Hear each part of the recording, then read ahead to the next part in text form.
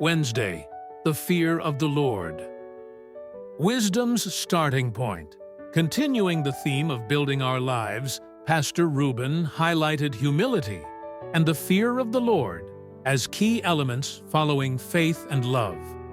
The fear of the Lord is presented not as terror, but as the essential starting point for gaining true wisdom.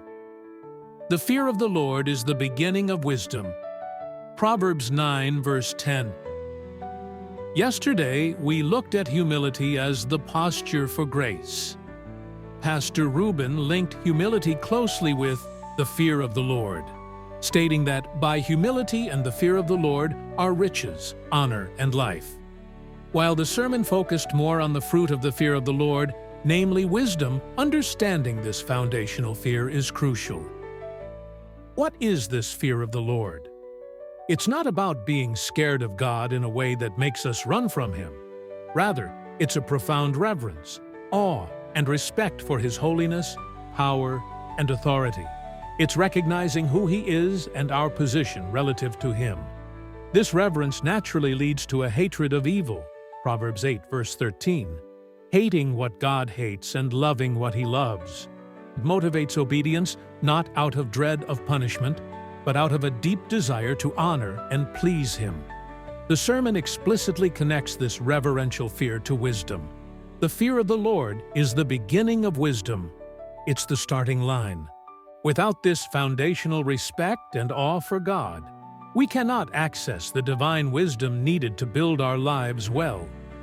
This wisdom, as we'll explore more tomorrow, is the mind of Christ, enabling us to navigate life's complexities according to God's perspective. This fear fosters humility. When we truly grasp God's majesty, our own pride shrinks. We become more teachable, more willing to submit to His ways, more aware of our need for His guidance. It protects us from presumption and foolishness.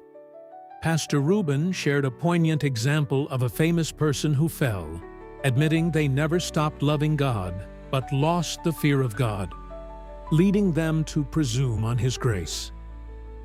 The fear of the Lord acts as a guardrail, keeping us on the path of righteousness. It prevents grace from becoming a cheap license to sin, reminding us of the consequences of disobedience and the beauty of holiness. It cultivates a desire not just to be forgiven, but to be transformed, to walk in ways that honor the awesome God we serve. Cultivating the fear of the Lord means consciously choosing to live with an awareness of God's presence and authority. It means prioritizing His word, seeking His will, and quickly repenting when we stray. It's the essential soil in which true, godly wisdom takes root and grows. Ask God to instill in you a deeper, healthier fear of the Lord, a profound reverence and awe that leads to wisdom and obedience. Pray that this reverence would guard your heart against sin and guide your steps in pleasing Him. To read the entire devotional, please visit us at ghapm.org/devotions.